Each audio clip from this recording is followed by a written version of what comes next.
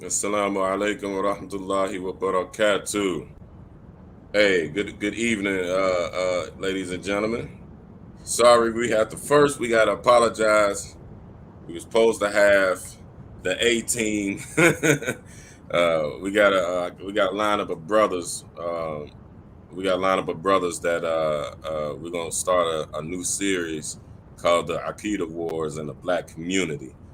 Um, I got a little busy earlier and I fell asleep on our original time. It's supposed to be like we're supposed to go on at like 3:30. Hold on, hold on. Let me do my promo. Hold up. Hold on.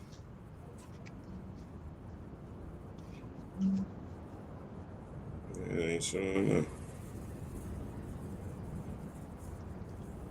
Shoulda shoulda went to the group page. I'm trying to check and see if it did.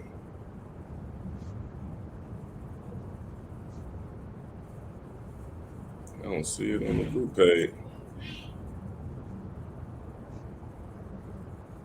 Hey,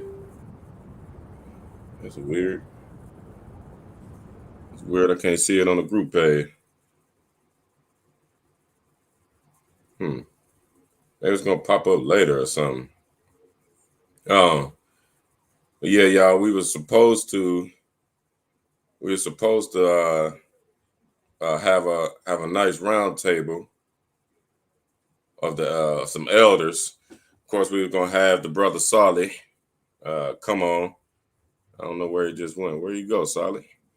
Uh, Pull out a brother. Okay, there you go.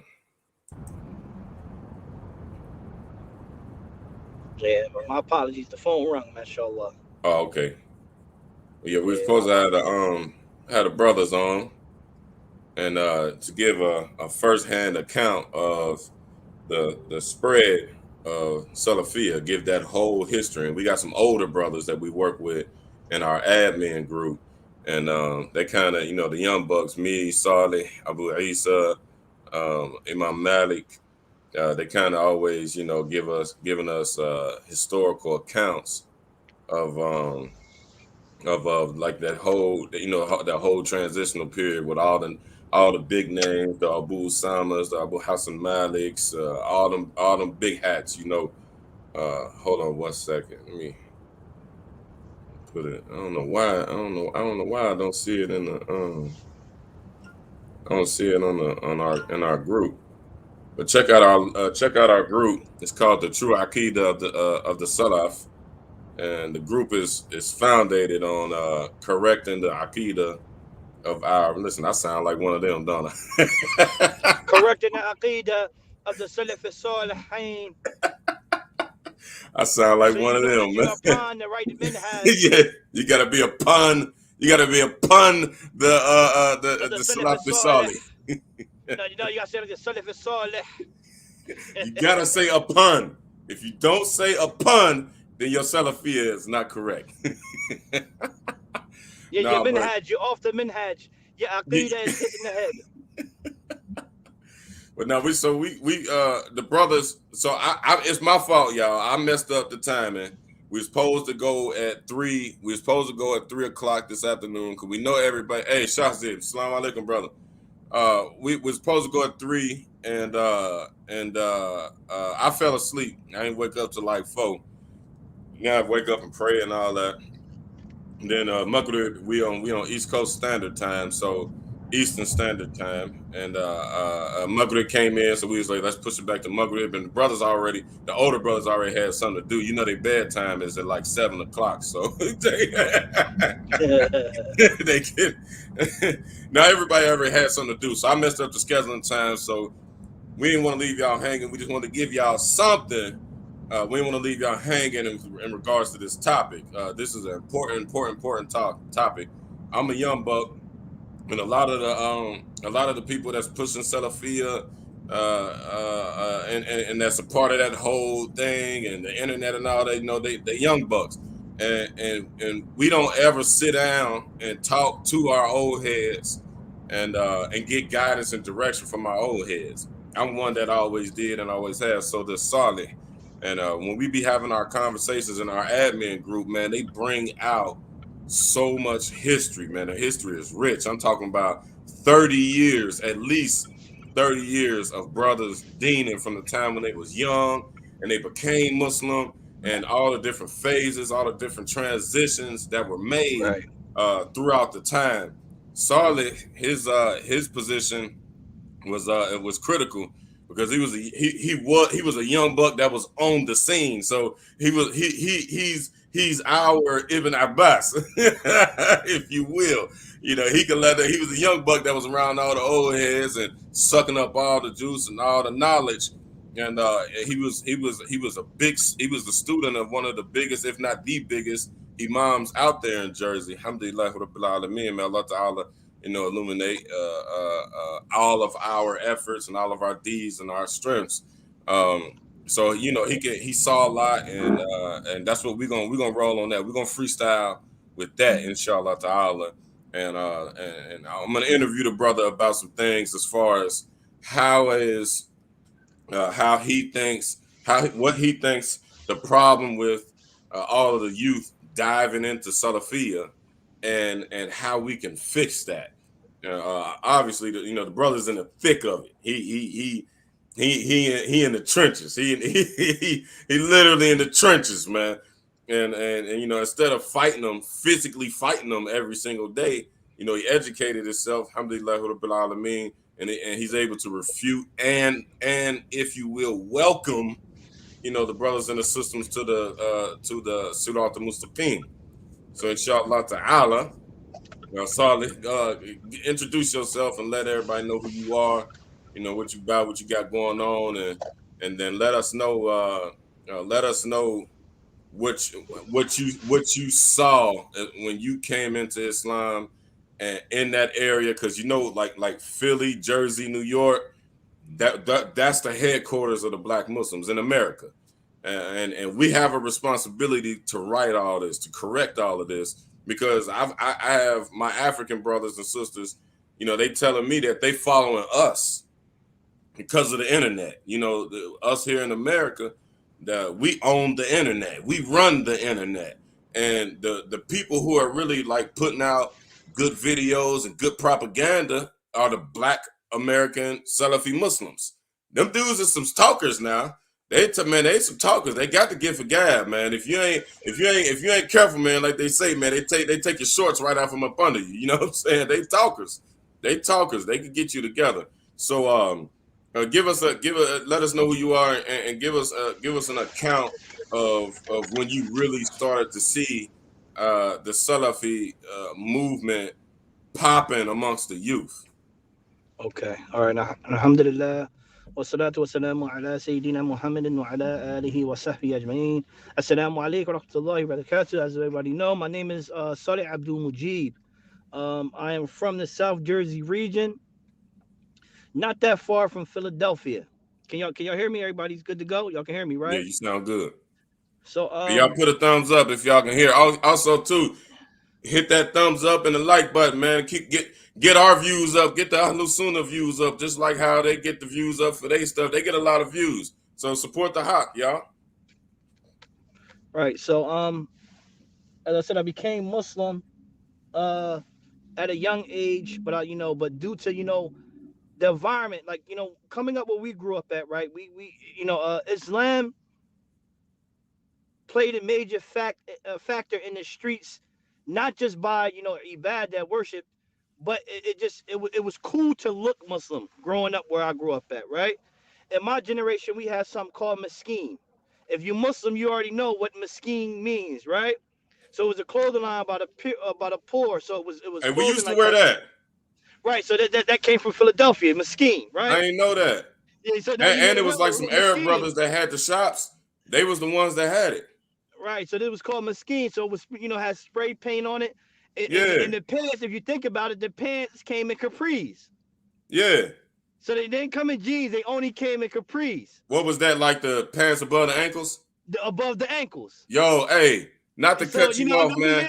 When I'm I was making you like, think about it. when I was I'm like making you think about 5 it. years into my bit, yo, and I thought about when I started learning Arabic, and I was like, man, we Hi, used to everybody. This is wear Starbucks. I'll the be right brand with you. Mesquite, and I'm Hold on. like, I need poor people. Like when I first started learning Arabic, I didn't know that's what that was. That's Right. Hold, crazy.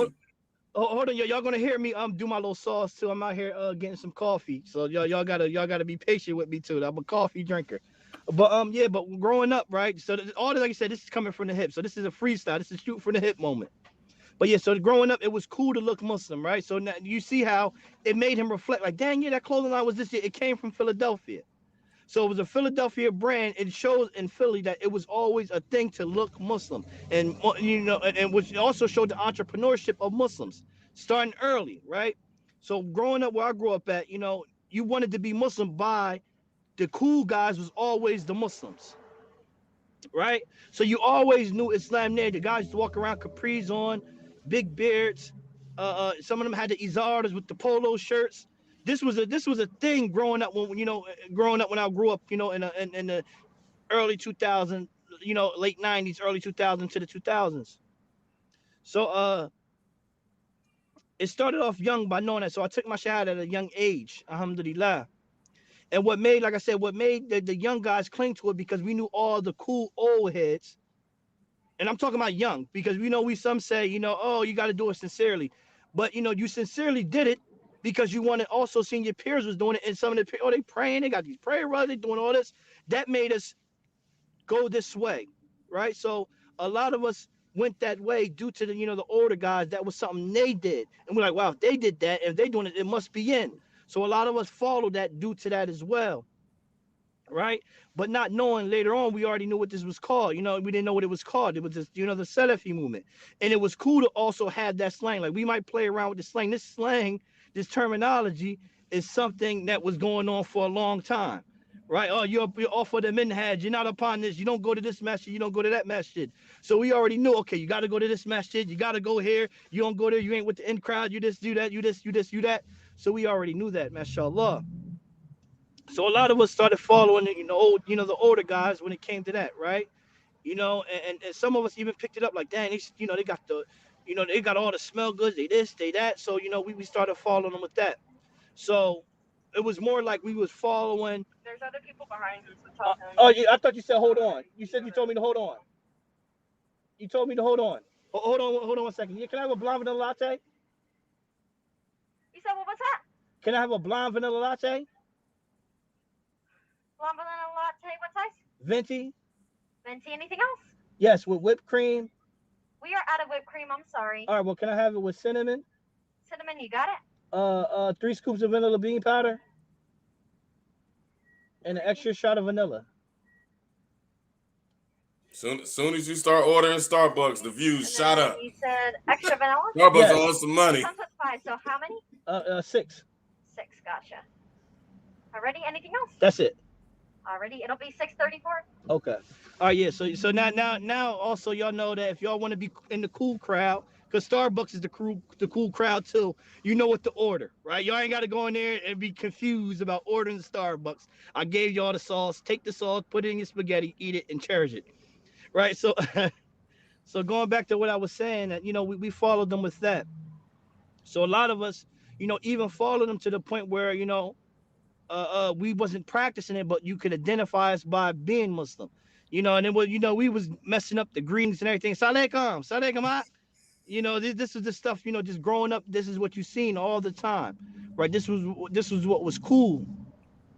So a lot of the younger guys at the time, like I said, that was coming up in the early 2000s, late 90s, the early 2000s. I was 13 up, in the late 90s, and coming up into the mid 2000s, they became 20s, 2006, 2005, whatever it was. This is what we were seeing. So so it was part of it was the culture was so heavy, it was already there, and y'all was just like kind of jumping in, picking up on it. Exactly. That's why. Right. So that's why it was called the Salafi movement. It was a movement already. It was a movement. It was getting the young black guys. It made them cling on to something, that they didn't have before. Made them be able to worship a Lord that they questioned when they was Christian and all these things. So it gave them an identity. So how old was you around this time? In the mid 2000s, I was when I took my shahada the first time, because I was young. I took my shahada in 96. 1999. Subhanallah, for real? Right, but I took my shahada again in 2006. That's when I started Subhanallah. really practicing. Subhanallah. Yeah, you definitely Right. been around for a long time, man. Yeah, I was a young buck, man. 12 years old when I seen all of this, right? MashaAllah. So this was cool, this was cool, and this was cool, this was cool, and this one was cool, and it was cool to be smart then, right? It was cool to be smart then, you know what I mean? Like, not how it is now. Like, it's cool to, we dumbed down a lot of things due to, our lack of the lack of attention span we have. So it became real bad, but this is when it was cool to be smart. Outside of that, besides Islam, you had the God bodies too that was running around too, all crazy. Yeah, In the yeah, early 90s, late 90s, early 2000s, due to the Wu-Tang. The Wu-Tang came in the 90s and all this. So this is the transition that I seen, growing up when I was a kid. So we follow pursuit. This is why we say, oh, this is what this month must be the new thing. You know what I mean? This what must be the new thing. So this is what, kind of got the younger guys outside of us, because it also gave us, validation. Our old heads is doing it. A'udhu billah. Like I said, I don't want to, put out our faults out here, but we wanted to do these things because our old heads, the ones that was the old heads that was Muslim, they had the coke. You wanted to do everything they was doing. They was out here on the block. They making all the money, just like any inner city kid. Like, oh, they Muslim, they this, they got the big beard, they this, they driving around, and this, they this. So you wanted to do everything these older guys was putting out there, right? And you wanted to be underneath their wing. They had all the YOLA. Like, oh, I'm trying to get, what's up? When you was 15, 14, I'm trying to get a couple packs.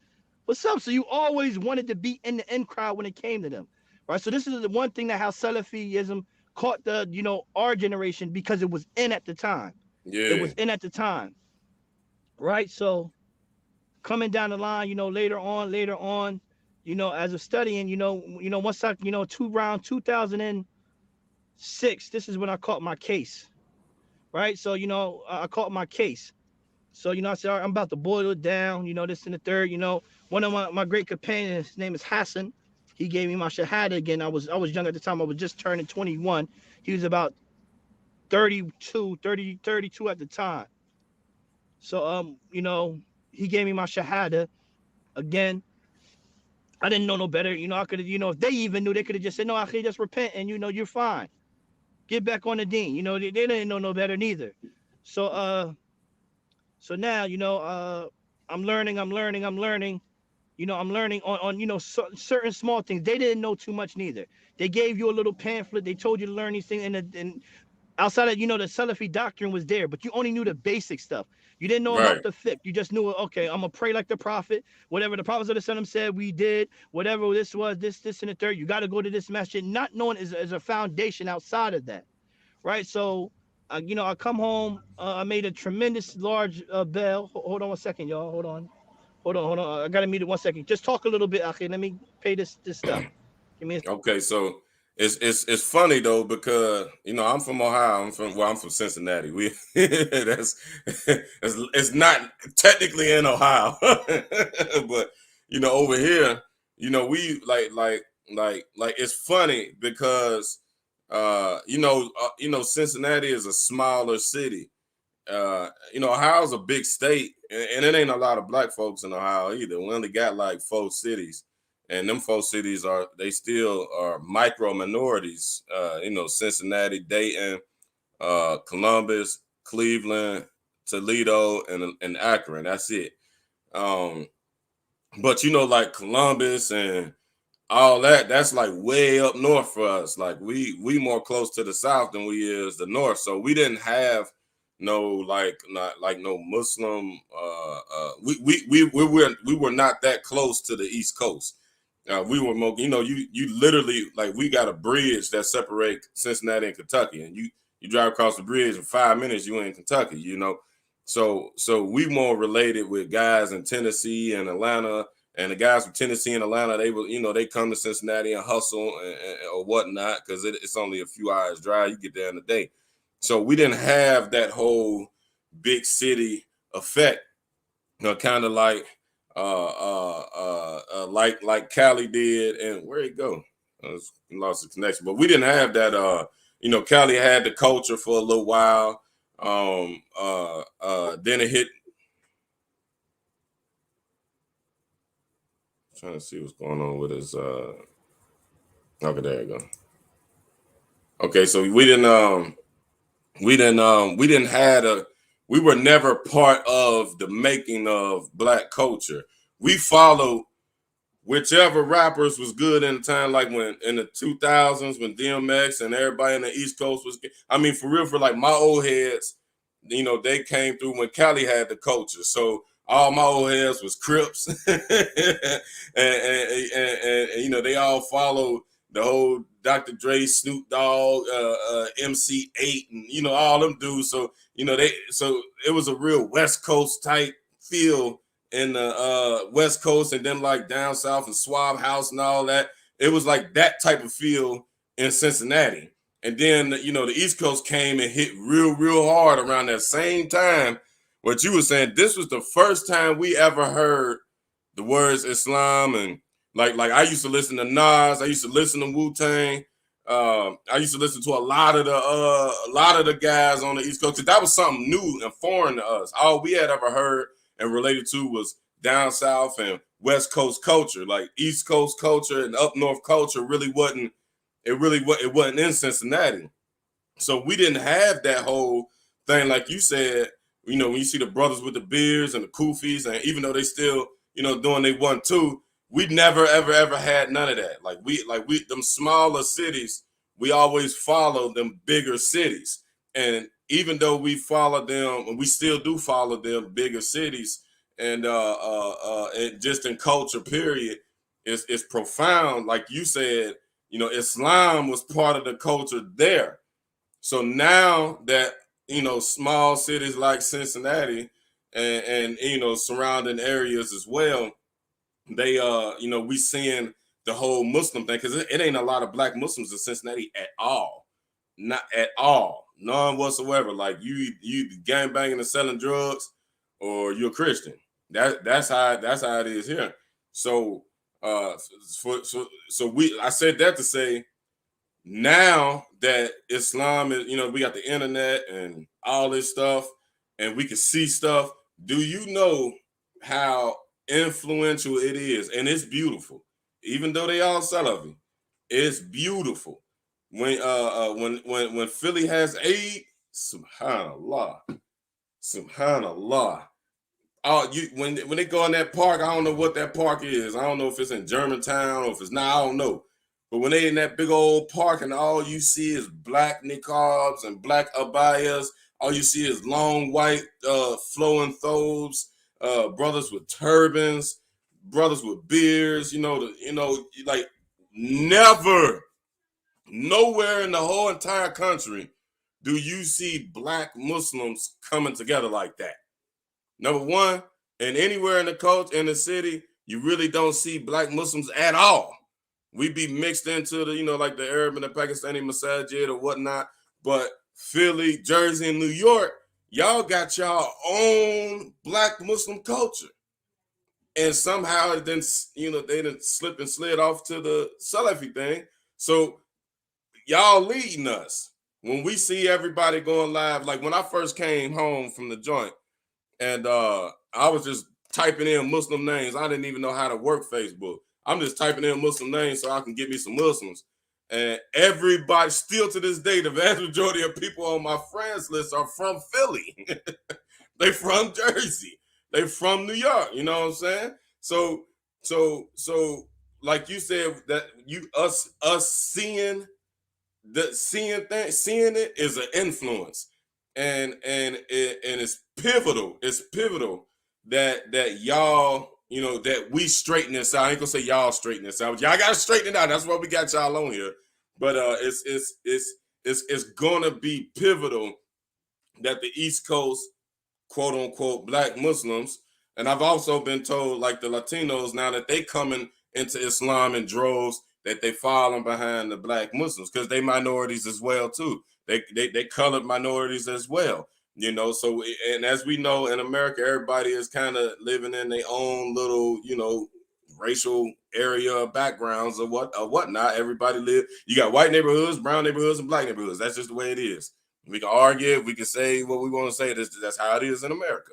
So now that the Latinos as well are coming into Islam, that I've been told that they are mimicking what they see other minority Muslims do, and y'all the head of that. So what y'all do and what y'all done, like even like having y'all own masajid, even though they all the vast majority of them are Salafi. Uh, I don't really know a lot of places like where black folks have their own masajid. If black folks have their own masajid, it's like Wharf Dean Muhammad or something. In Atlanta, I know they have a black masajid, but as far as I know, me going down there and me seeing what I'm seeing and connecting with the folks that I'm connected with, most of them are Worth Dean Muhammad or they Salafi. You back? Yeah, can you hear me, Habibi? Can you hear me? Yeah. We got you. Yeah. So I you was hear what trying I to talk. said? Yeah, I heard. Yeah, I was trying to talk while you was talking. It just wouldn't go through. Oh, okay. Yeah, I couldn't hear you. I couldn't hear you at all. I can hear you now though. Right. So to piggyback off of that, like just think about it. Like the early, the late '90s, the early 2000s. You had Beanie Siegel, Freeway. Yes. Even with the Latino community, as you said, the Latino community's picking up. They've been on it. You think about it. Petey Crack was Muslim. He Latino? Yeah, he half black, half Spanish. Bruh, I swear, He bruh, from us down He here, from North we Memphis, thought he Spanish. was light skinned. Yeah, he from a Spanish part of the.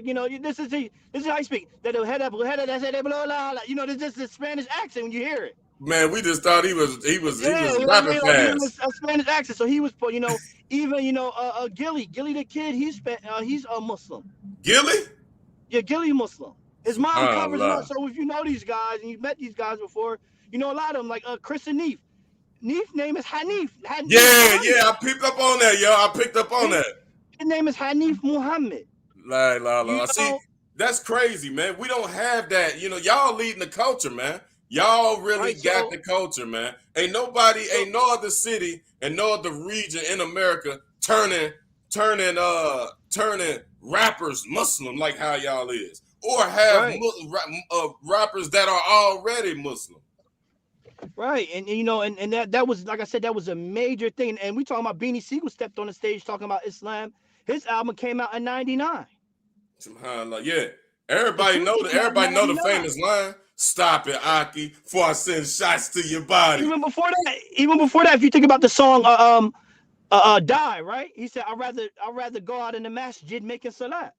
He did. He So did. you know what I mean. So and that was '99. That's '99, right? So we just SubhanAllah. showing you the influence that it had already. You know what I mean? So Inside tell of me this. what's going on. So tell me this. How was okay? So you said you had, what I'm saying, that you said you already spoke on how it was when you was a youngster. What did you see, or what do you know of the old heads? Abu Muhammad in them age, Jomo in them age. How did that era become Salafi? According to, if you want to go back, I posted something on our page. The Aqeedah of the Salaf. Go on our page, look at one of our lives. The history, Very the history. beneficial, very beneficial. So I would like for everybody to tune in. I had a talk with Fahim, Imam Fahim from Camden, from Cuba School. He explained, the movement when it came to that. As I said, I'm coming from I want to say the third generation. You have the Abu Muslimas, which was the first generation of Salafi that said it bluntly, right? And then you have the Abu Hassan Maliks, which came from, they the one who widespreaded the movement, which we was like the soldiers of them, right? You have Day Squad who came under, who was gravitating to it with their older crowd, but we watched them, so we became Muslim because of them once they stepped up and became leaders, right? So and Fahim explained a lot about that, like how it came to be, but how it got so big is due to Ahl Sunnah coming here. We I don't, like I said, I don't know too much about Ahl Sunnah because they wasn't speaking too much. But if we know the Maturidi, they've been here for the longest. The Pakistanis, the Bengalis, they've been here for the longest. But the thing was, they became Mo, they became Sam, they became Ham from Hamid. You know what I mean? All of that. They started hiding in the American culture, so they wasn't spreading Islam. They came here to become doctors, electrical engineers, and they let them do everything. So when Ahl Sunnah became a little bit stronger, we kind, from what I know, from my understanding, they said, nah, we're gonna let them, this Salafi stuff is gonna die down, right?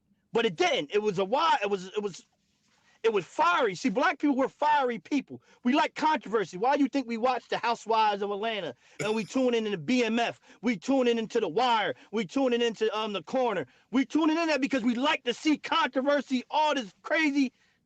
So when they came talking about, nah, your Aqeedah messed up. You're not Muslim. You ain't this. You ain't that. Black people like, yeah, oh yeah. They talking that talk, and it became a widespread, right? And then on top of that, Ahl Sunnah, we wasn't producing any students. When I was going, they became the Talib al-Ilm was like was the next best thing outside of being a Jay-Z, becoming a student of knowledge. You wanted to be a student of knowledge. You know what I mean? You wanted to be able to have knowledge on that. So they was leaving by the boatloads to go study in Medina. But yo, what happened with so-and-so? Oh, yeah, he in Medina. He going to be there for a couple years. Oh, wow, he went to go study? Oh, this was conversations in the hood. Oh, he went to go study? Oh, snap. Oh, he overseas, he went to go study. Oh, okay. He come back. The next call, yeah, I went over there for a couple months. I went here for a couple months. I went here for a year. You hear all this, by the boatloads. By the boatloads. While Ahl Sunnah is keeping everything to themselves and not producing anything. Wow. So it became widespread because we let it be, the old heads dropped the ball of not catering to the young guys. Wow. Abu Muslim before they kicked him out the car, we got a thing, I codified the thing of the funky list, right? It was something being passed around back then to the people you don't take from, right? And he just said, yeah, you can't take from these people, you can't take. And it was a whole pamphlet that the people you don't take from. And I call and say, yo, you're on the funky list. So I know a couple people, my beloveds, is on the funky list, right? They on the funky list, and we call it the fun. Oh, you on the funky list? You better stop playing. You get put on the funky list, and they're gonna say you the people you ain't gonna take from. Trust me, anybody who's watching it and was among the Salafis, you know about that funky list. You know about that list that the people you don't take from, of the Hamza Yusufs, the Mufti Minks, the Yasser Qadis, the all these other people you don't take from, right? No, they didn't kick Mufti Mink out. Mufti Mink ain't on there. Mufti Munir is not here. They warned against him. He's on the They ain't funky warned list. against Mufti Munir. Mufti Munir is underneath the gun. Mufti Nah, Munir is he underneath ain't. the gun. Nah, Shadi he ain't. Muhammad, and I hope He the Shadi one Muhammad. that's spreading it amongst the youngsters the most. Shadi Muhammad is on the funky list. Nah, yeah, they came at him hard. He kept it real though. He kept it real. He let them know, like, what are they doing for the black community? Right. They wanted him to follow a script, and it looked like he didn't want to really like follow that script that they was trying to give him, and he went on about his own way. That's what it looked like from the outside in. And then next thing you know, all these refuting. I seen brothers refuting him, like black Muslim brothers from Philly. I'm like, hold up, ain't y'all up under him? That's the big dogs, right? Like, our Masjid Kuba school that that I'm underneath, on the board for, such as Imam Fahim is the Imam. I'm on the board there.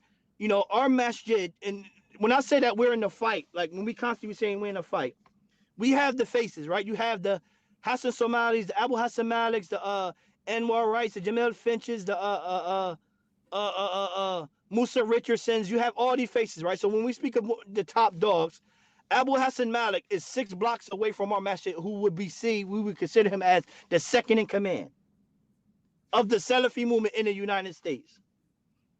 He is the second dog, or some would say he's the top dog, because I think he's older than Hassan Somali. So you could say he's a little bit older. So we could put him there, right? So we were, and Fahim used to run with them. So you already know now is a personal on top of an Islamic thing that's going on with them not wanting us to come to the masjid. Wallahi, I told you the story. I was telling you the story. Like, I went down there to pray. I said, let me see how they coming, right? Because, I'm, like I said, I'm fiery. I was young at the time, so I'm fresh home. I'm 28. I said, let me go down there and see what's going on. I'm giving the khutbah in our masjid. So I said, let me see what's going on down here. Let me go down there, right? When, one of the days. So I went down there, and I guess he knew I went to Kuba school. So what he was talking about, he changed it and started talking about me while I'm sitting in the ranks. That's what you always told me about. So that was that situation? Yeah. Wow. So he was talking. I'm sitting there like, yo, this man talking about me, man. And I know it, right? I'm like, yo, he talking. I said, this man talking about me. I said, okay. I said, okay, okay. And you know, if you know, you know, right? If you know, you know. So, and I know, like, yo, he really talking about me.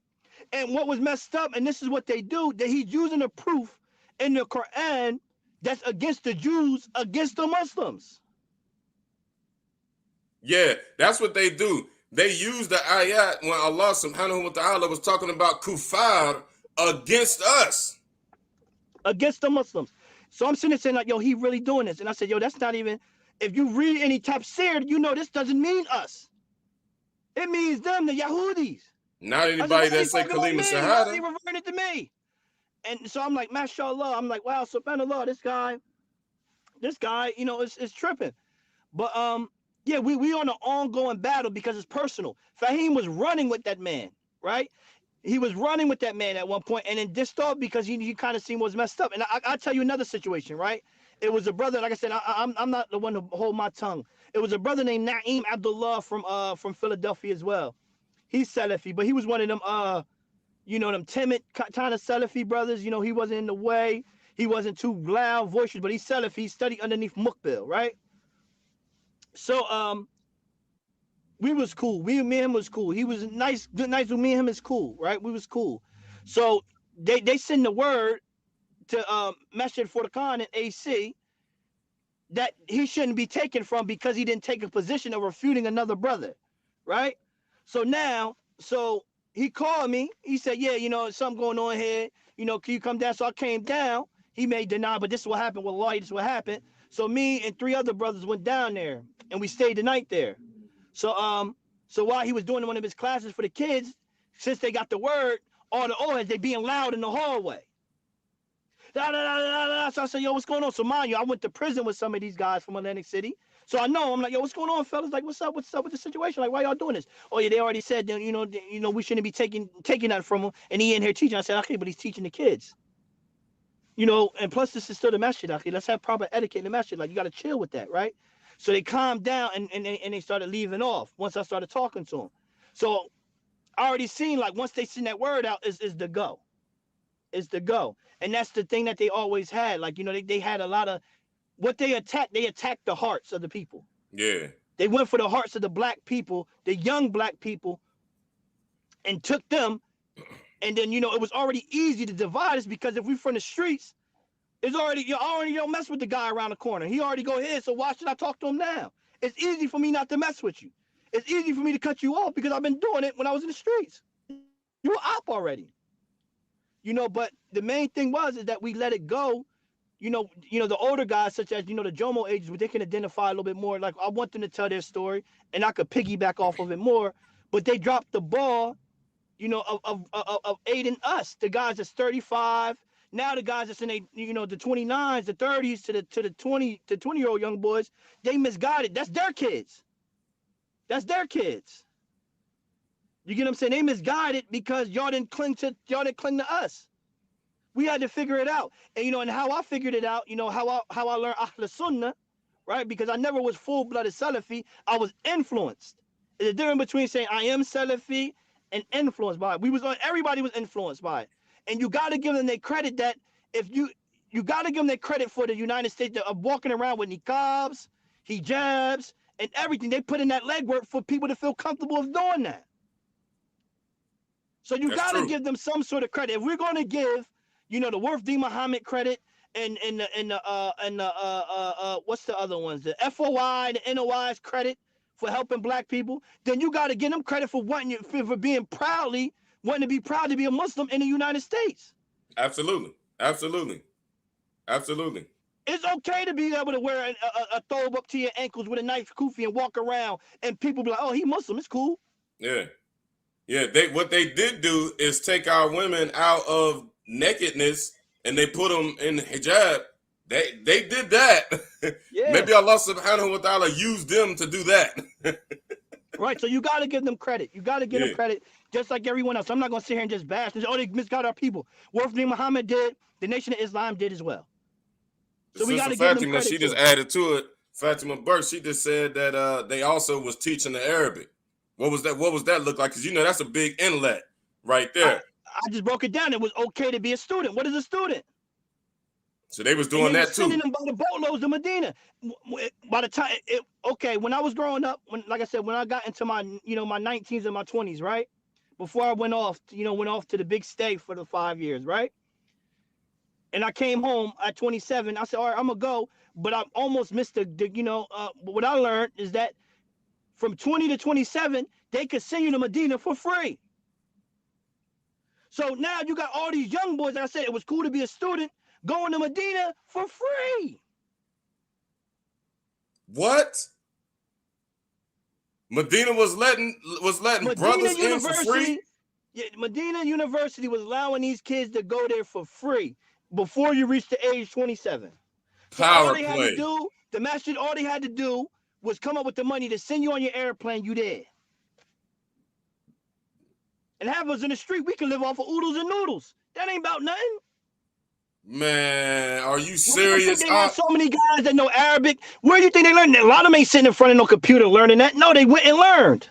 Subhanallah. So you telling me Jami'atul Medina was taking African American brothers, not sisters, and educating them over there for free? All the way up to the age of 27, you was able to go for free. Wow. That right there is a bombshell.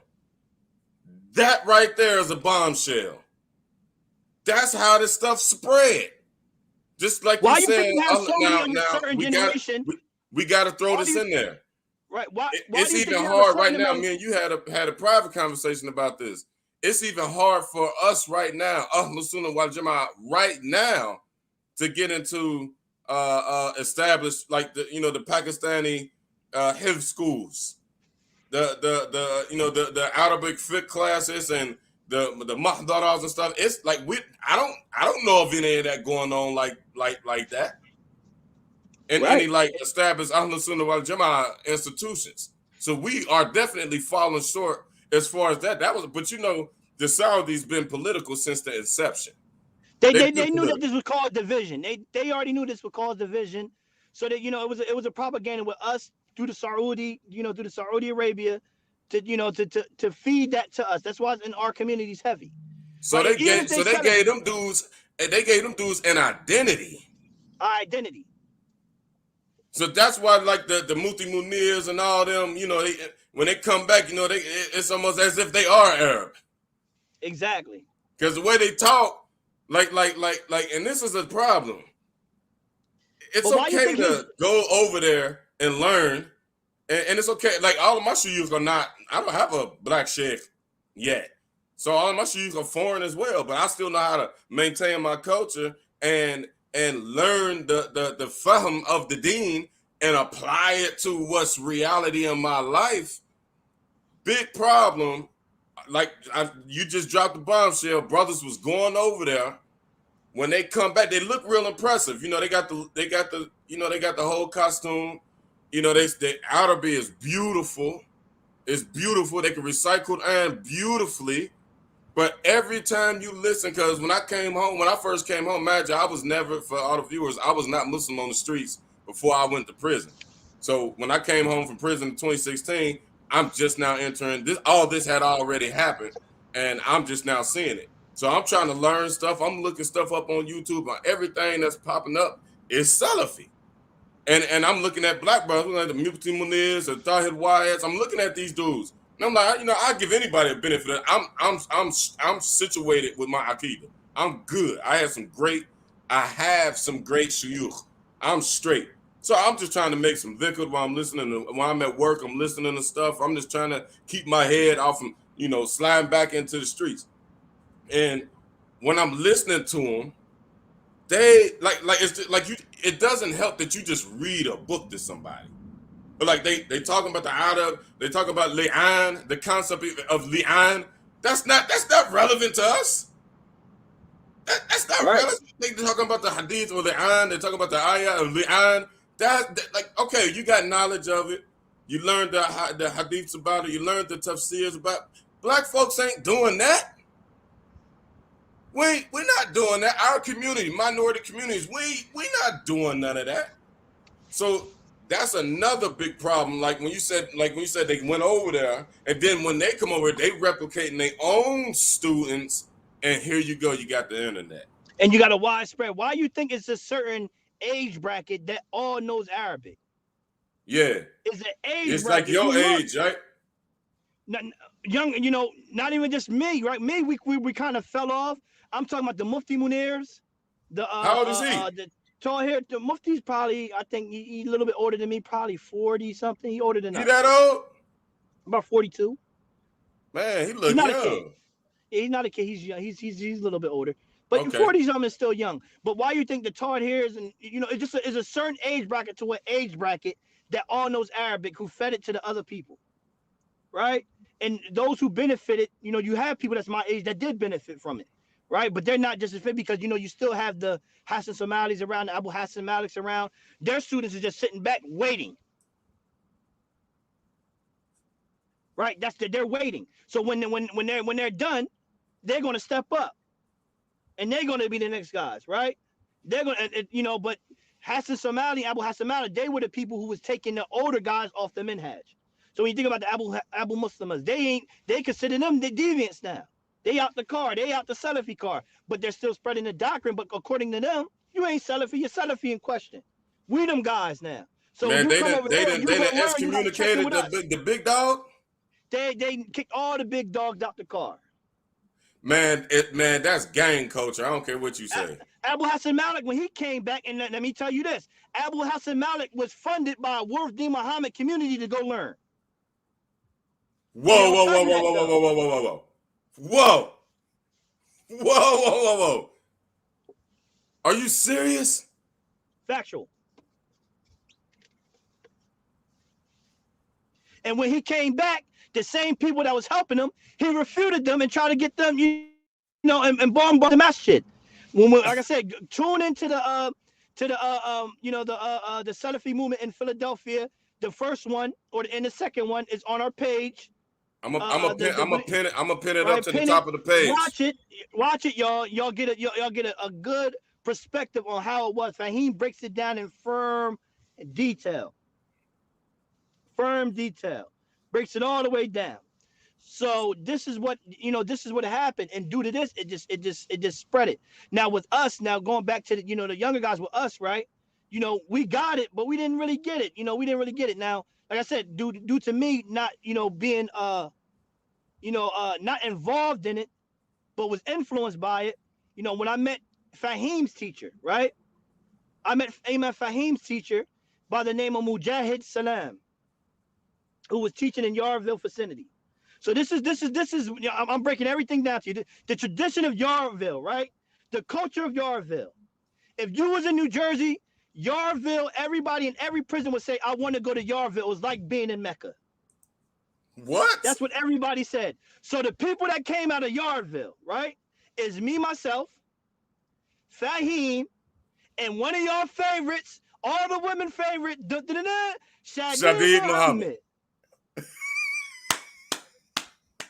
Hey, we're gonna get 1,000 views just for saying the beautiful brother's name. We had it. Yarville got, so just naming these people, you be like, oh, they had it. Yarville was holding. And this was due to Mujahid Salam, who took his time out and molded the young guys like us. He wasn't just a teacher, but a father figure. So Fahim is whom he is today by the will of Allah, but it went through Mujahid Salam and who molded Fahim. MashaAllah. And which Mujahid molded me. And when I looked up to Fahim, like, wow, since he molded you, I praise you too. This is my lineage. MashaAllah. This is my lineage. This is my lineage. And like I said, he also taught Shadid Muhammad, and you see Shadid now.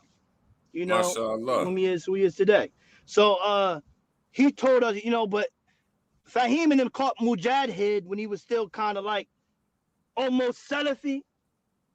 We caught Mujahid at the time of him being stone cold Ahl Sunnah Sufi, right? Mm-hmm. Ash'ari and Aqeedah, Shafi and Fiqh, and he had a Tariqah, which he never explained it to us too much because he didn't want us to indulge in it because we was in prison. But when it came to learning traditionally, we learned Ash'ari Fiqh, Aqeedah, and Shafi Fiqh. and he was so stern on us when when you say, yo, these brothers read Quran beautifully. If you let me tell you about the Hassan Somalis, the Abu Hassan Maliks, their Arabic is beautiful. The Hamdan Kathir Tayyiba Mubarakan Fi. All that is beautiful until they start reciting Alhamdulillah, Alhamdulillah, reciting Quran. Their Quran is garbage. Why? Because they went there to master the Arabic language and Hadith, and their hearts are not tied to the Quran. And this is why you see a lot of the Salafi women and men leaving Islam, because their hearts is not to the Quran, it's only to the Sunnah.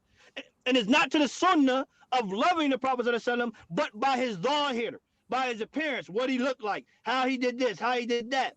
But not by how he treated people, how he loved his companions, how he did this, how he did that. So you see a lot, if you see Philadelphia now, it's so easy to say, yeah, I'm here, but then tonight I'm Shaniqua and I'm shooting them up bang bang. Why? Because their hearts aren't tied to the Quran. A lot of them can't recite Quran. And even the layman's, the average Joes that's our age and younger, they go there because it's just in to be at that masjid. If you meet any Salafi, right, you go somewhere, right, and there's a group of Salafis on Jumu'ah, and you be like, yo, where you going for Jumu'ah? Oh, we going to Nabawiyah. And you be like, oh, well, I'm going to Aqeedah school in West Philly, right? It's a Aqeedah school in West Philly too. It's a Aqeedah in West Philly. They gonna look at And you what like, what exactly is Cuba school? Because we don't know what that is. Huh? What is Cuba? Such as what? Cuba school. What is that? Oh, what, the masjid itself, or speaking of what? I don't know. We don't know what the term Cuba school means. What is it? Is it a masjid? Is it a school? Is it a majlis? What is it? Oh, at the time in Camden, it was supposed to be like I said, man, this is deeper. This is deeper than rap, right? So I came in when it was kind of doing this. It was supposed to be an Islamic school and a masjid at the time. So they had a significant amount of property at one time. And something happened with these certain people. Like I said, it was a big issue between everybody. We would have to let Fahim speak more about it, and about the issue in Camden, right? But Gulwa School and was also a school. Like the one in West Philly, they're producing Hafiz Quran. So a lot of young African American kids that came out of that school, that madrasa, is Hafiz Quran. So that's one thing I can say about that school there, right? That they're producing people who love Quran. But just say if you said you was going there, right, and you was around a bunch of Salafis, they're gonna look at you funny. They're gonna say these people upon bid'ah, and you're gonna say, "Why? How are they upon bid'ah?" Because Abu Hassan Malik said they upon bid'ah. So how did you know? Did you go there? No, I didn't go there. But Abu Hassan Malik. So what is that called? That's all taqlid. You heard you following you're blind following somebody that and you didn't even know what's going on. You didn't even see it yourself. Just because someone else said it, you're doing what they're doing. So that's the definition of blind following, and that's what they claim. Ahl Sunnah is doing, but hands on. That's what they do. Right? They don't quote what Imam Shafi said, or what Imam Shafi said, so and so, so and so. They're gonna say, Sheikh Fawzan said this, and the third. Well, what about what Imam Shafi said? What about Imam Malik said? What about Abu Hanifa said? What did they say? Oh, we don't blindfold them. You just told me what Fawzan said. I don't care what he said. Tell me what somebody else said as part of the Salaf said then. Does that make sense? You telling me two None whatsoever. That's why I wanted sense. to, have these types of discussions, because we got all these parakeets on Facebook, telling us not to blind follow the four imams, but then they come copy and paste and stuff like you said from Uthaymin, Fawzan, and whoever else that's from the bunch, and Ben Baz. They come copy and paste. I tell them all the time, tell me what you say, since you don't want us to follow anybody. What do you say? Scratch what Imam Abu Hanifa said. Scratch what the four imams said. Scratch what Fawzan said. Scratch what Uthaymin said. Scratch what Al-Albani said. What do you say, Mr. and Mrs. Mujtahid? What do you say? But I've also discovered, and may Allah forgive me for any time I've ever done this, I made fun of the people for I've mocked the Salafis for their lack of understanding of a mujtahid and ijtihad. I did not know.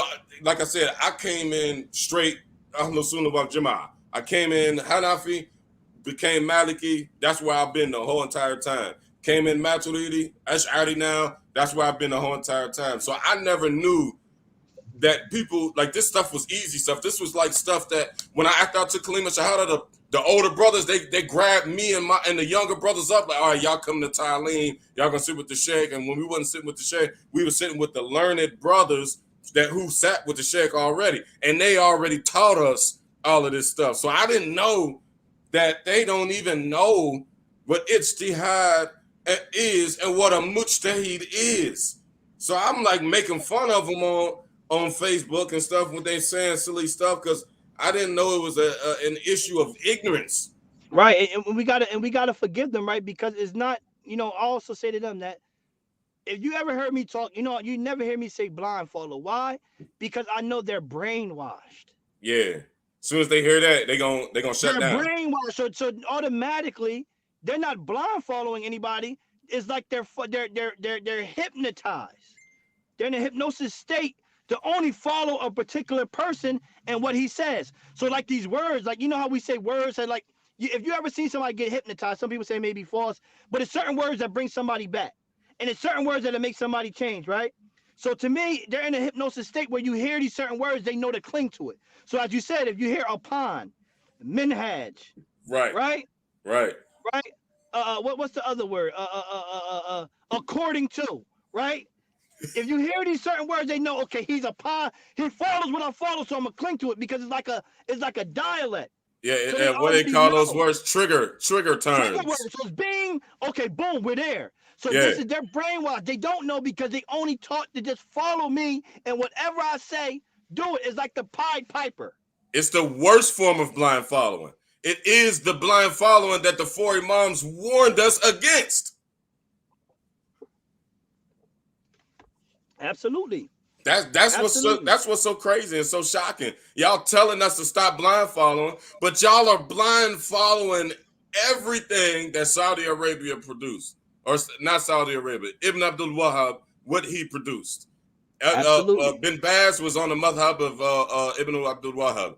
Fawzan Ibn Abdul Wahhab. Ibrahim Ibn Abdul Wahhab. Uthaymin Ibn Abdul Wahhab. So we don't even have to say them dudes' names. But the dirty laundry of Ibn Abdul Wahhab then came out about how he was whacking Muslims. I put a post up in the group earlier. It's like, man, it just dawned on me.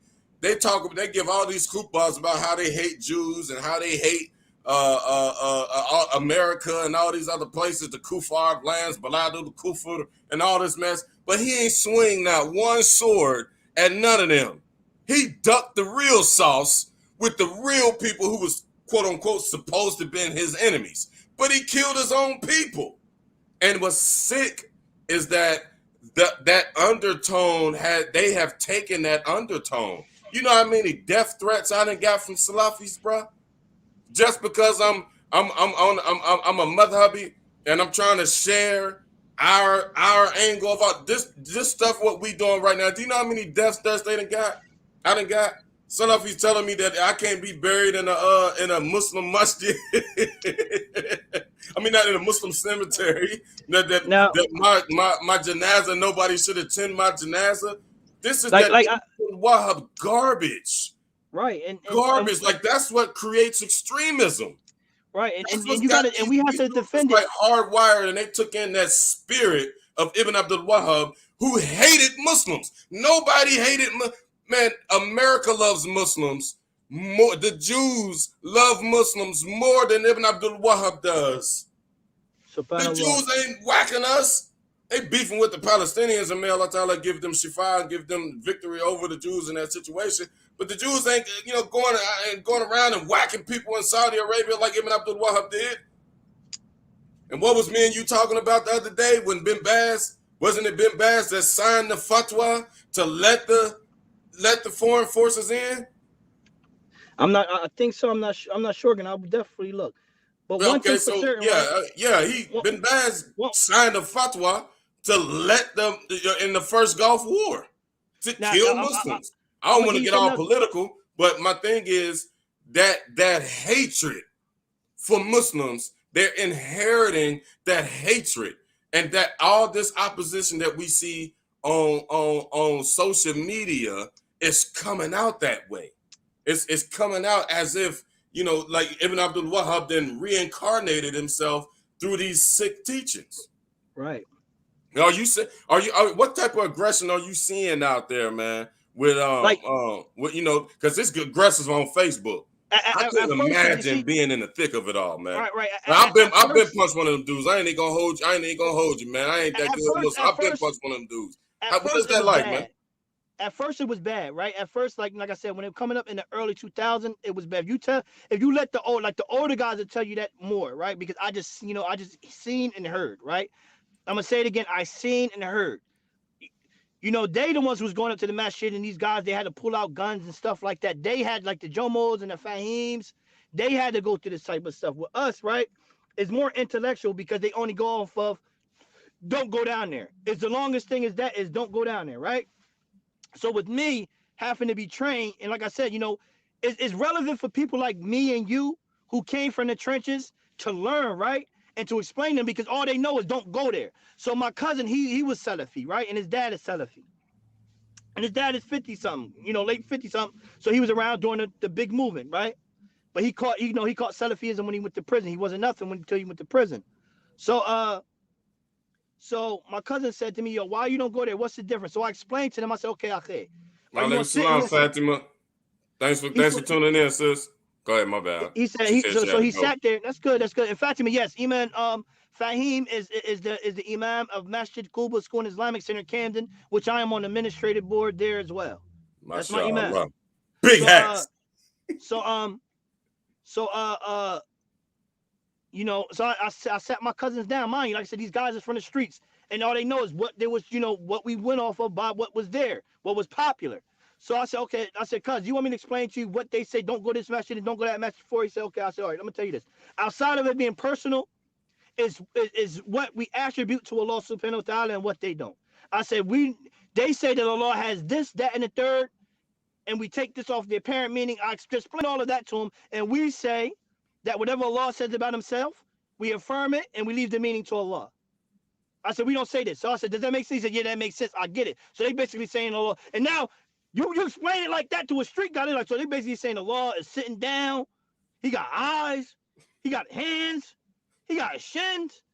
Man, that's a person, man. I said, I'm going to let you say it, cuz. I'm going to let you say it now, cuz. So do that make sense? So should I go there? And so I said, if I know that they saying that? Nah, you right. You absolutely right. So now these guys, they can't, and on top of that, they can't threaten. They can't see. It's okay to threaten somebody online because you can't see me, Right. right? But And you ain't can't. that what we used in the joint? Ain't that what we call cell Right, warriors? Like right. you So talking all that mess behind the bars, but as soon as you come out, you ain't gonna bust a grape or right. So you punch your way can't out a threaten wet me. paper bag. That's So cell warrior stuff. I no, would never threaten nobody on no social media. right. Number So one, the police is watching. That's the first thing you watch on First 48. Whenever a body pop up, the first thing they do is say, okay, let's check the suspect's name on Facebook. What happens with the suspect? He all on there throwing the setup, got the guns all on it. Man, I would never in my life. but let Hey, me y'all, hey, give you that's for these new gangsters. If any of you new gangsters is watching this, man, if you hold your thought. upload a gun, you are not a gangster. Hold your Period. thought. Hold your thought. Now peep this. It's legislated in there. I'm gonna say two things, and I'm gonna give it back to you because I want you to go ham. It's legislated in their fatwas that you are able to give over the mubtadi to the authority figures on the land, such as the police. That's what the one They clown just said. listen. They sent the FBI to Cuba School on numerous occasions.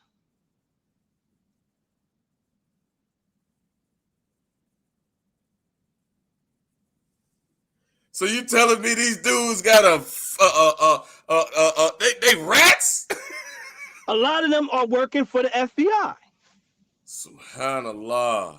So They didn't jump. They didn't jump at me before. They might have said them Salafis that's here that I was beefing with. They might have sent them on me. I only could go for what happened with us, right? So I seen this, right? I seen this. I've been, and I'm gonna send something. I wish I could send it to you. You could post it on the screen. Yeah. Right? You'd be like, wow, these FBI agents is all over these people pages.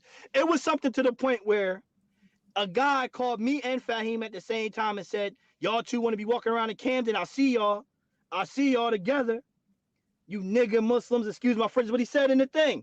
Me and him was together. We got to say, I said, yo, who is watching us? Subhanallah.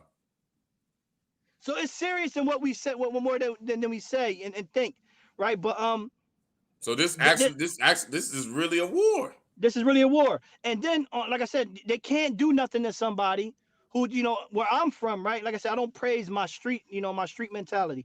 I only speak I only speak the language of my people. So I'm only talking like this because my people understand this. They understand the passion. They understand this. So I'm only talking to my people in the language that they understand. So I don't praise my street behavior at all, not whatsoever. But you can't threaten somebody if you're Salafi and you go to Masjid Muhammad ibn Abdul Wahhab outside of Salafism when we was running around in the streets. I wasn't one of them people you want to approach like that. They know what's happening. They know what's happening. And Yeah. they know, so that's past tense, FBI, if you're hearing. None of us are bad guys. None of us are doing anything, just in case you're watching this. We're just good working, praying We're Muslims, just working, praying Muslims who Mr. change Hoover. their lives. Right? So you can't confront me and say with any aggressive attitude because I'm going to match that energy. And how the young But boy said, he got to see. They got to see you though. right? You got to see me in public. And what they say, if it's up, then it's stuck. You don't want it to be up in the air. It's going to stay there. Keep it. What they say, keep it in the streets. Keep it on Facebook. Right. Keep it on Facebook. You can call me all the names you want. I don't even indulge in. I'm not gonna call you anything. I'm gonna think it's funny. Yeah. I think it's funny. Yeah. Cause you got biryani sauce all on the keyboard pad with Abdul Mujib on it. That's like the one little youngster that was threatening both me and you, and he ain't even in my city nor your city. You know what I'm saying? But if you go on this, I felt bad for the youngster, the young Salafi brother. Yeah, but Man. I we felt spoke to bad for we him. spoke. He apologized. He apologized. I Alhamdulillah. apologized to him. Right, I apologized because we was out of hand too. But that's all they know. You gotta understand that's where we came from. And as Just we like said, you they're said, brainwashed. they're not. They haven't. They're not. Their hearts aren't engaged to the Quran. Right. And it's a costume because when I looked on his page, beautiful family, beautiful Muslim wife, fully covered. His daughter, fully covered. Him, he wore thobes, turbans, the whole nine.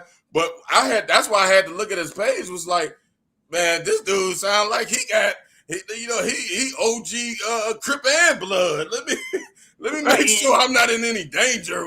Let me see who I'm talking to. And this brother like he was a good Muslim and was jumping on there. Like it would have been cool if he would have came intellectual. That's all we be trying to say, and that's what I know. And I know our friend Colin is watching. That's all we say. We want some intellectual conversation, man. And Colin, I would never. I don't want you.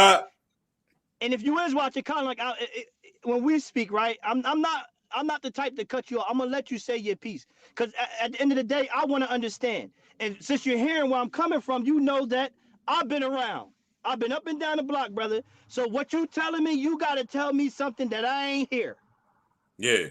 Yeah. You got to bring forth something that I never, ever heard a day in my life. Hey, that's we're gonna wrap this up on this on that tip.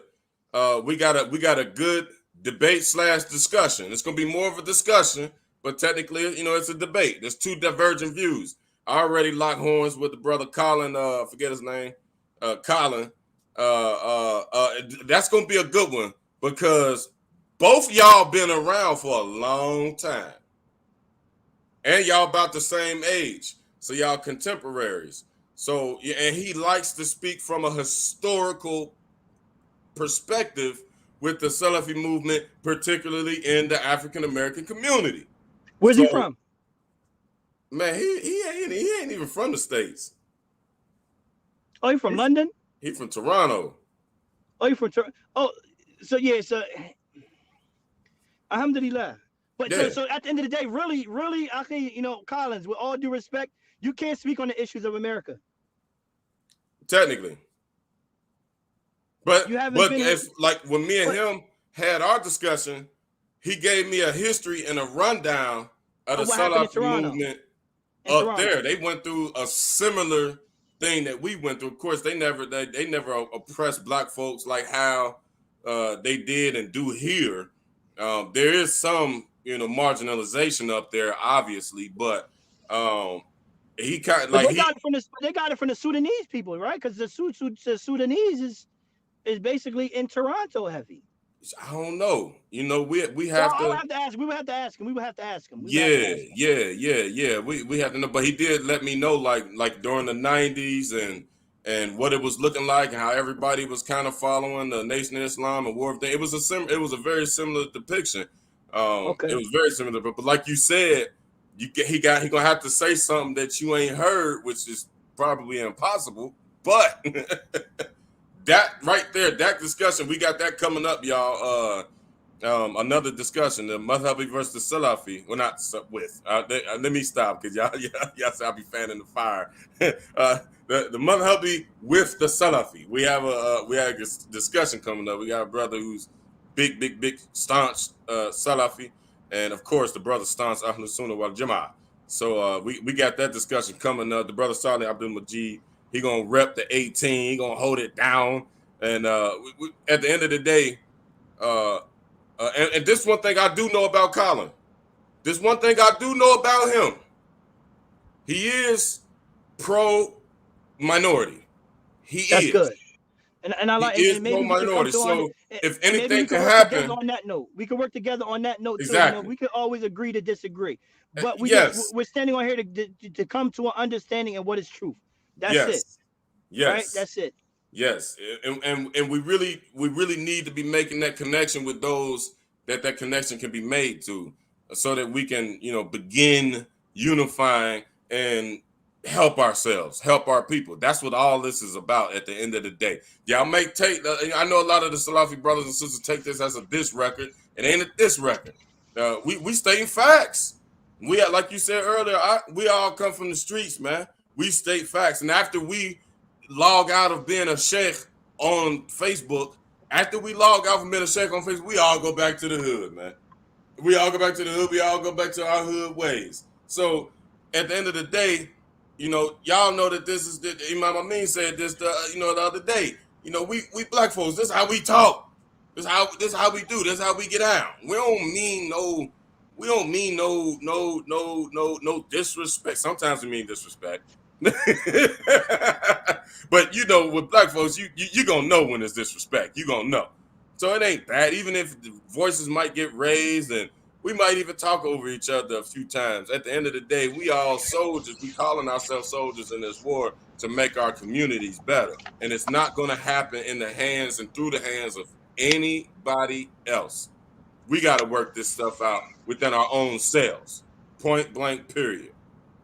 So, alhamdulillah, I guess we'll wrap it up, man. We don't make it too long, but the brother definitely just gave us some deep insight. Like he said, you 35, right? 35. Yeah. So I mean, he ain't no youngster. He a G out here. And I could probably say, would you agree with me and say like the vast majority of people that we see like that's kind of promoting Salafia are slightly younger than us, right? No, What do you think? I would say that they're in our age bracket, right? Because if you think about the younger guys, all right, you're in Cincinnati, right? So like I said, I don't know about if we know the history of Philadelphia now, right? Is a high murder rate in Philadelphia, right? These young guys don't care if you Salafi, Balafi, Ash'ari, Maturidi, Sufi. If you from this side and you from that side, is up. We don't care none about it. Islam is being promoted by their parents, right? And their parents is losing their children due to, that this movement don't emphasize purification. So Tasawwuf. it's our generation that's holding that's the representative because Fahim and them, they got to pass the torch down, right? We're the one who could touch the 20-year-olds, the 29-year-olds. Why? Because they was out there with us, or some of them even watched us. So we got to touch them younger guys, right? So we're losing them because if you look of the ratio between us now, that a lot of us are leaving the fold of Islam. If it Wow. ain't by the Is it that evidence of what the you seeing tongue, out there? if it's not by the tongue, it's by the actions. Look how many of us guys aren't praying. Look how many of our sisters they get a divorce. They don't, they get a broken heart. They back being Shaniqua. Yeah. That's our generation. That's not the younger crowd, the early 20-year-olds. They just left high school.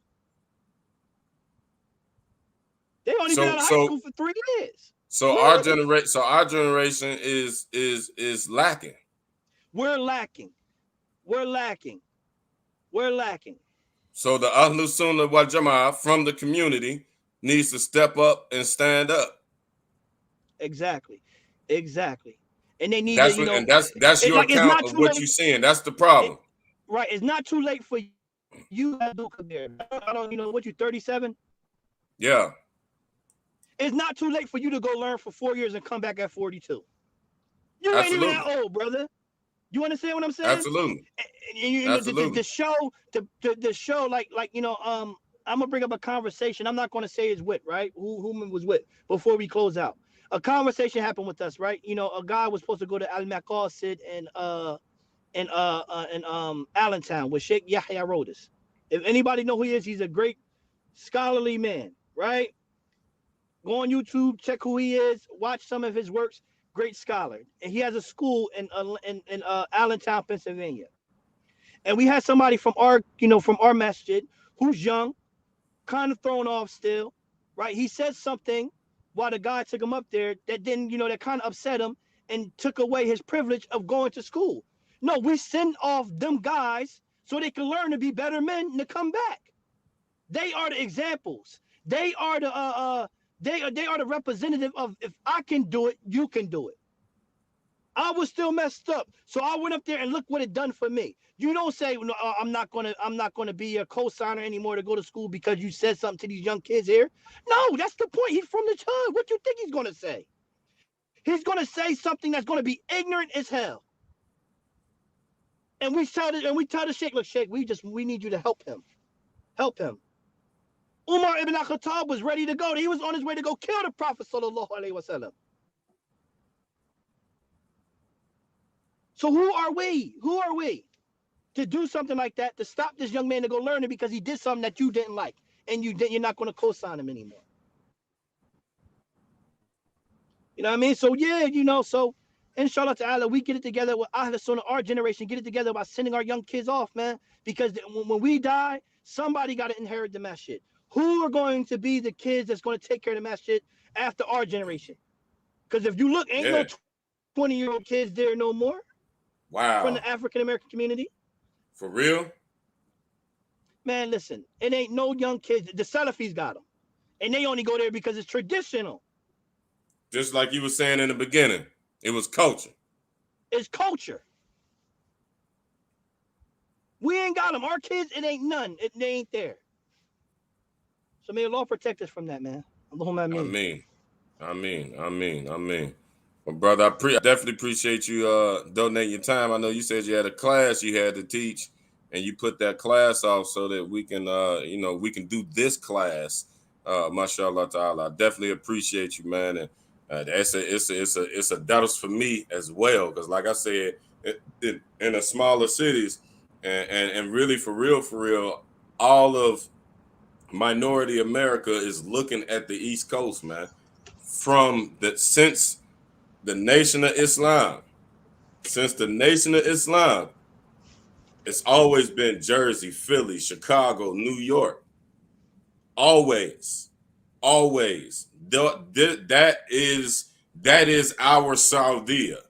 That is the minority Saudia.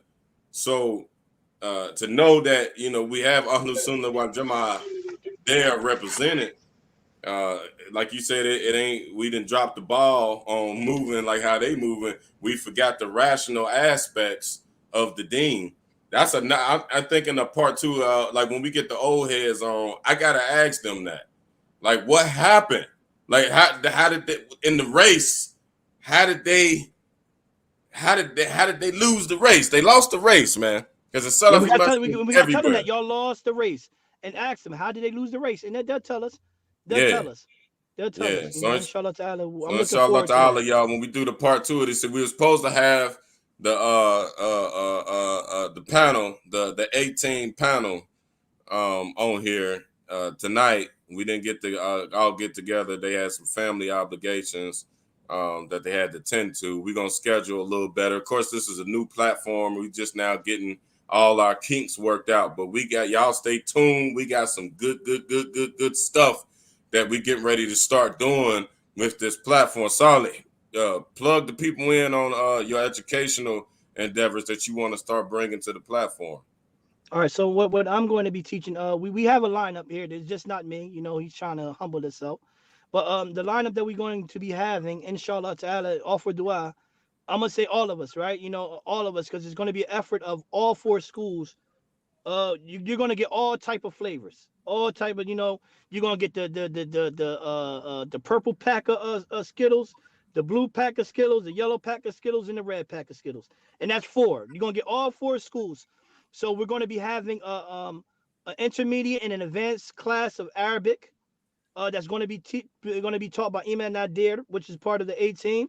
We're going to have an Aleph Bat class starting for people who wants to learn basic Aleph Bat, which I think who is Abu Isa is doing it, or you? Yeah, Abu Isa.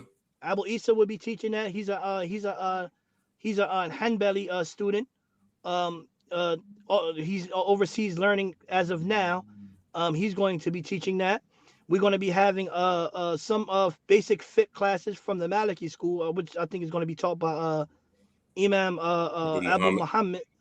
Muhammad coming, and I'm going to be teaching a basic Shafi fiqh book, and we're only going over the things that we need in our everyday life, such as purification and salat, purification and salat. Because if we do not have wudu, we don't have salat, and then the salat is the connection.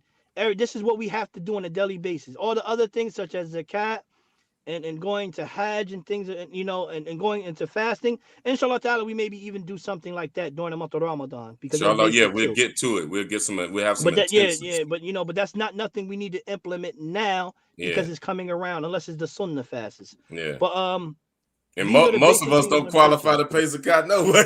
Exactly, some of us broke as heck.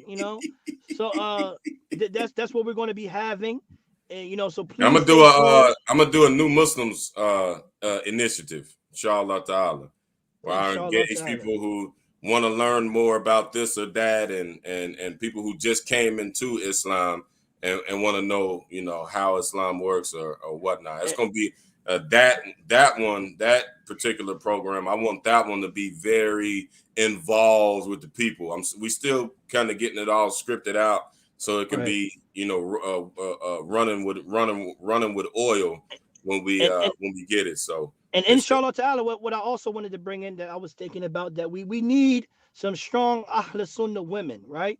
Who's yeah, going to learn and convey it, right? And going to teach, and talk about real basic topics on, coming from the women perspective. We don't need, a problem that we having in the black, African American community. Yes, some of the issues is us. Some of us are bad men, right? But sometimes our women do not know how to be wives neither. We need women to check women. We need women that's going out here to going to tell women, look, we need to be better women so we can be better wives and we can be better mothers to our children. Because the mother is the first teacher of the child. So we need sisters out here that's they're the going to first do that. teacher And of everybody. right. And we need our women to be strong, beautifying, explaining why is it beautiful that we don't go out here dressing like how we used to dress. Why Allah subhanahu wa ta'ala brought us back to this, why we're covered. What's the beauty of that? Be proud to be a Muslim. We need sisters talking like that. Just how we're talking and doing the fighting, we need our women doing the same fighting, because they are being heartbroken by these Salafis. Yeah, At the end of the, yeah. honestly, we're not good men. We're not that good neither, but the predominant, the Jamaat, the majority is Salafi men. Hey, You know, my wife told me like it was very therapeutic for her that she belonged to several Salafi sisters groups. Like they're the ones that's spreading it. They spreading it. They learning. She said they got group Quran readings, group Hadith readings. Just they just doing. They basically doing dhikr, group dhikr. They doing group dhikr. Now that's bid'ah on top of bid'ah because there wasn't no social media back then. right. So we need women doing that. And brother, Yeah, you inshallah. don't need to. Well, you can answer that question for him. Since you're the Yeah, yeah. you're We the. so good brother. I never got your name, man. I know it says Tilka Hayatu Shab on your thing. Me and him talk all the time since he watched that last video of me and Imam Nadir. Good brother. We I think he ought to be more. And he testified like it's the same way what we said that we seeing and the way that it is and your experience. He said it was the same way. So as far as sign up for the class, we're gonna try to make them comprehensive programs to where we just upload it on here, or we kind of do it live like this, and it just be in a lesson form. You know, they provide the lessons. They're gonna say what it is, what or not, and inshallah, you know, it please some like just like how we, you know, we like to address the questions and comments and stuff afterwards. I don't know if the brothers will be up to that when they doing it, but you know, it'd be like that. It'd be in the form of a lesson, and you can at least, you can at least learn Ahlul Sunnah wal Jama'ah like that. We want to make it easy. We want to be able to make it to reach the people, and then if we got some serious students, we can deal with you. We can deal with some folks on a serious student level. After we finish that initiative, we talked about it a little bit, but inshallah, you know, if we got some individuals that are a little bit more serious, then we probably gonna have a separate private group that we'll be able to engage with each other.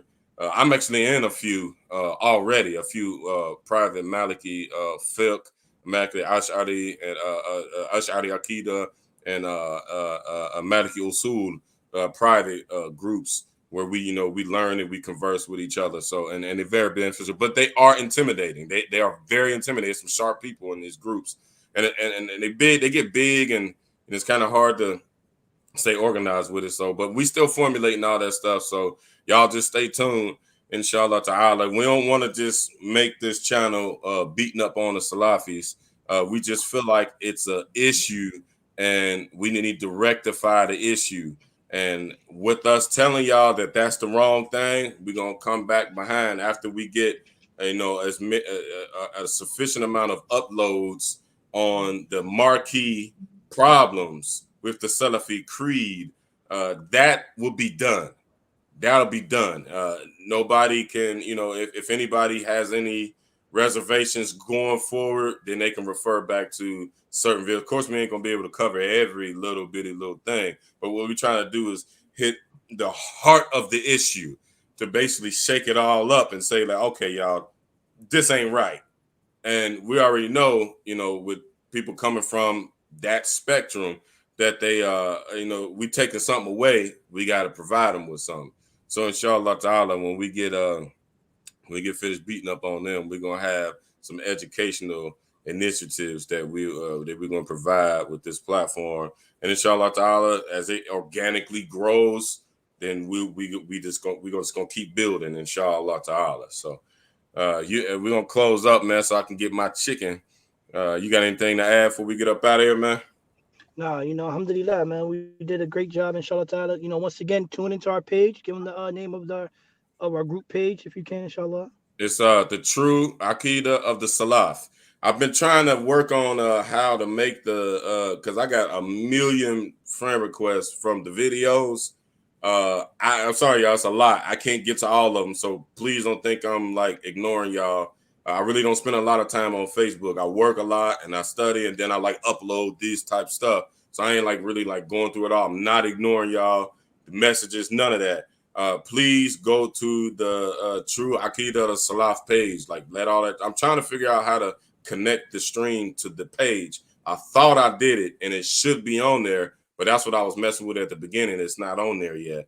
I got some kind of bug in here that I got to work it out. I got to figure out how to do it. But yeah, the page is the True Aqeedah of the Salaf. Go on there. You can add yourself for free.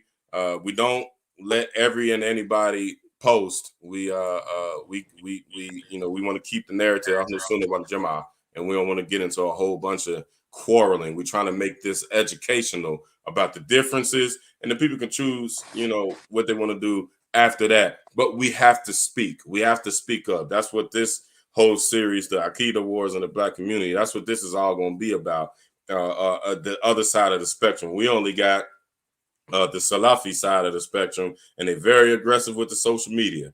So we're trying to be as, if not more, aggressive with the social media. So inshallah ta'ala, y'all can have the other side of the story, and then we can actually literally choose, you know, what we want to do. And we are confident that once we lay out the argument of Ahlul Sunnah wal Jama'ah, which most of the Salafis are completely ignorant about. They are completely ignorant as to what Ahlul Sunnah wal Jama'ah actually is. They think they're in it and they're not. And this is a big problem. It's almost cultish. It is literally almost cultish.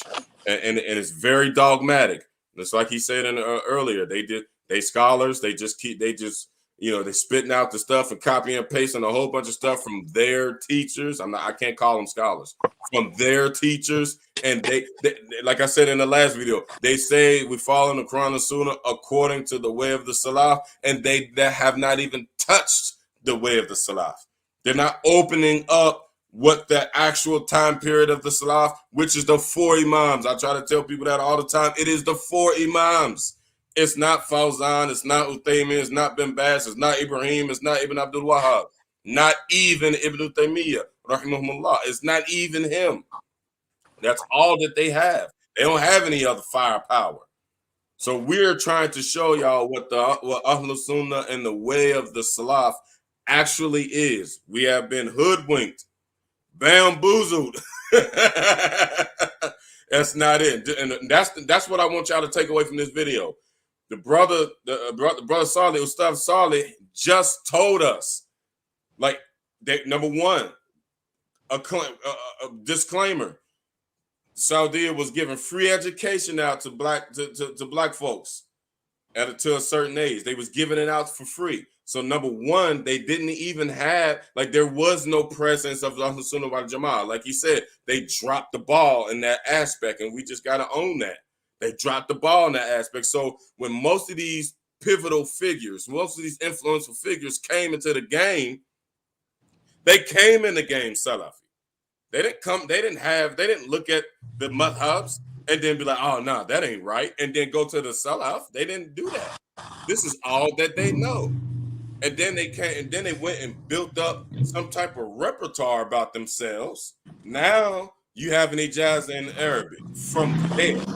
Not an actual ijazah. You have an ijazah in Arabic from Jamiatul Medina or Jamiatul Riyadh or whatever, all the little Najdi places that they built.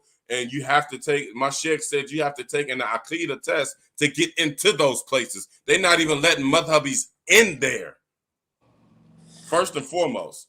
So these figures, these influential figures, were kind of pulled in and swayed that way before we could actually know what the real truth was. So they're teaching and spreading according to what they believe is the truth. And they've spent so much time with the rhetoric of those figures, the Bin Bazes and the Uthaymins and all. They spend so much time with that stuff that they never had an opportunity to go past Ibn Taymiyyah. Matter of fact, you don't even have to go past Ibn Taymiyyah. The vast majority of them have never even read all of Ibn Taymiyyah's work. A lot of the stuff that they saying that is wrong, it was like early in Ibn Taymiyyah's life, like the situation that's widely reported. They use it as evidence. We use it as evidence against them when it said that Ibn Taymiyyah was he was a great student and so on and so forth. And Sheikh got him up on the minbar to give him his first khutbah or whatever. And then he had made a declaration, Na'udhu Billah, that Allah Ta'ala descends as I just descended from this minbar. He was like 20 years old. He was a kid. He was early in his scholarship when that happened. He grew. He did grow. So most of them, they reading pamphlets with selectics. They're making taqleed. They're making blind following of these pamphlets that Ibn Uthaymin and the whole gang then put together to make people to formulate their so-called aqeedah. And it's good to have support for it because their whole kingdom is illegitimate. And that's the aqeedah of their kingdom. That's the way of their kingdom. That was Ibn Abdul Wahhab's whole thing. He wanted power. So he had to create a whole little, brainwashing, a whole little mentality in order for him to get power. So they spent so much time learning that stuff that they never even actually opened up the works of Ibn Taymiyyah. They never even looked at Ibn Taymiyyah's contemporaries, Imam Ghazali. And if you look at them outside of don't be brainwashed, Salafi brothers and sisters. Don't be brainwashed. When you hear the name Imam Ghazali, don't say, oh, Sufi, grave worshiper, turn my TV off. Don't do that. I don't do that to y'all. My Aqeedah, like I said earlier in the program, my Aqeedah straight. Y'all can't shake it. I can sit and listen to something of what y'all said and be like, okay, that was right. Alhamdulillah. That wasn't. Y'all claim y'all scholars, then y'all should be able to do that.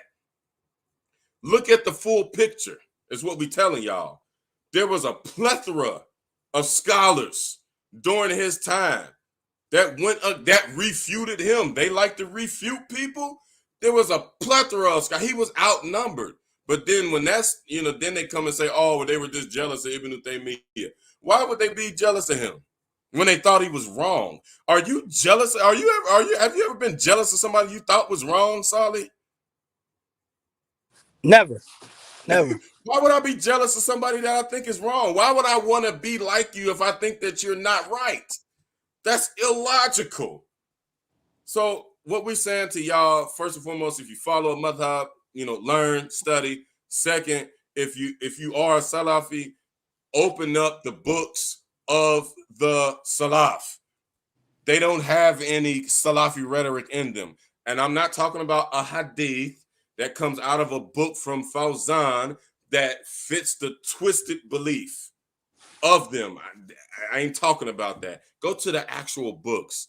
Go to the Risala of Imam Shafi'i. Go to the Risala of Ibn Abi Zayd. Go to the Muwatta of Imam Malik. Go to Ibn Ashir. Go to Salih Salik. Go to the actual Riyadh al-Salihin. Look at the biographies of Imam Nawawi. Y'all like the 40 hadith? Y'all like Riyadh al-Salihin? Look at the biography of these people. Look at the biography of Ibn Hajar al-Asqalani. All of them dudes were Ash'ari, and all of them dudes were Shafi'i. None of them were Salafi. And they taken hadiths out of those books and saying, see, look, here's the Salafi creed right here with Imam Nawawi's name on it, with Imam Malik's name on it. They didn't believe what the Salafis believed. So what we're saying is we're trying to shed light on this stuff. We're trying to, and as far as I hear, I was talking to some of my African brothers from the Shehu family. May Allah Ta'ala guide y'all, make y'all strong once more, and make y'all strong again. And they told me they got the same thing going on way over yonder in the motherland, back in Africa. But this now, can I ask a question for all the Salafi guys? I don't think there's any in here, but no, I'm just saying coming after us, though. I wanna say something. Like you got your computer, you got your phone in front of you? Yeah. I want you to read this to somebody before we close out. Tell them to look up who Imam al-Bayhaqi is. Well, you look it up and read the year of his birth and his death. And look up Imam Nawawi for me. Real fast. Bayhaqi? The Imam al-Bayhaqi.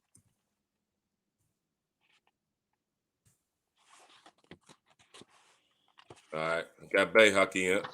Okay, when was he born?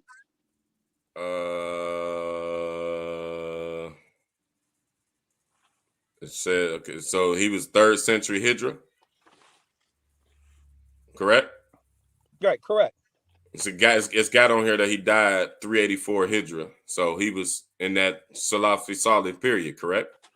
Yes. Now, who was one of his teachers? I mean, his students. Let's see. Scholar of fiqh of the Shafi'i thought, as well as hadith. Studied fiqh under Abu al-Fatah Nasir ibn al-Hussein ibn Muhammad al-Naysaburi, Abu Hassan Hankari.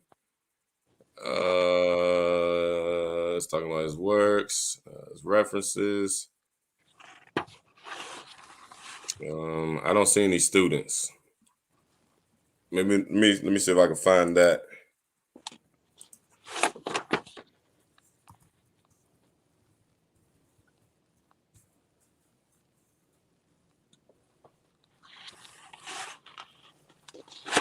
Because I want to read something. What he says in one of his books. Yeah, I can't find his students. Not yet, anyway. Not on the quick search.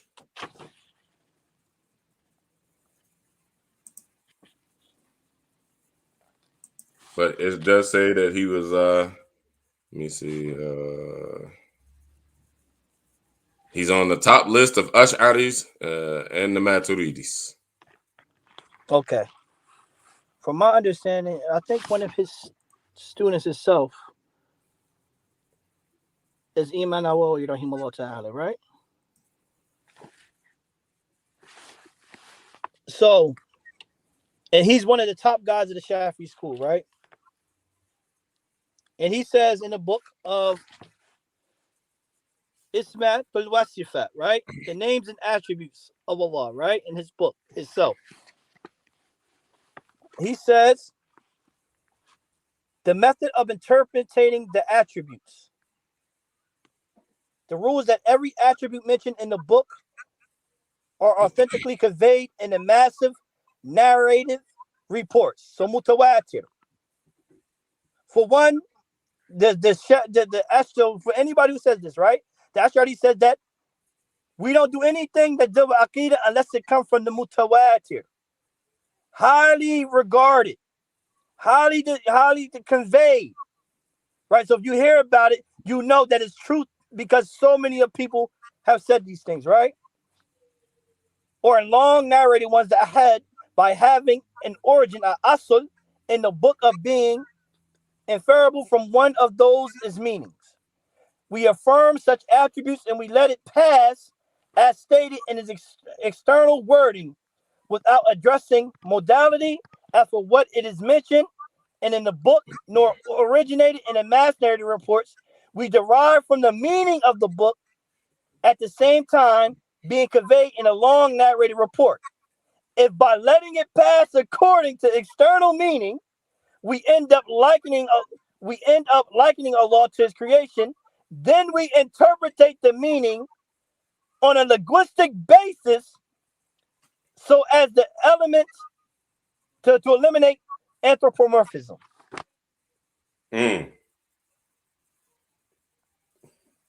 Can't deny that.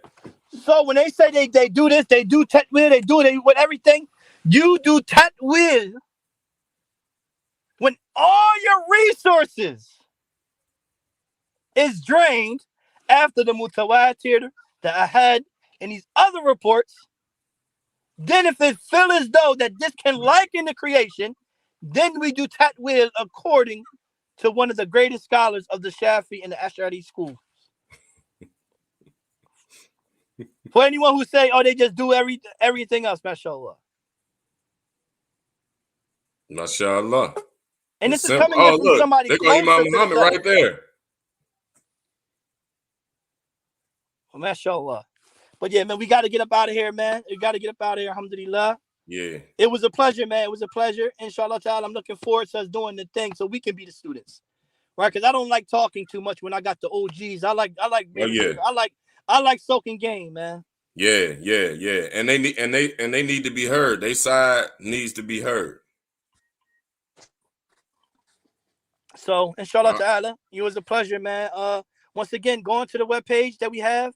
Stay tuned for all the classes coming up, inshallah ta'ala. I gotta go, Habibi. Yeah, inshallah. It was a pleasure, inshallah. So whatever I said incorrect came from myself and the shaitan. Whatever I said correct came from Allah subhanahu wa ta'ala. Subhanaka Allahumma wa bihamdik ashhadu an la ilaha illa anta wa astaghfirullah wa atubu ilayk. Assalamu alaikum wa rahmatullahi wa barakatuh. Wa alaikum salam wa rahmatullahi wa barakatuh. We'll see y'all next time. Assalamu alaikum. We'll keep y'all posted.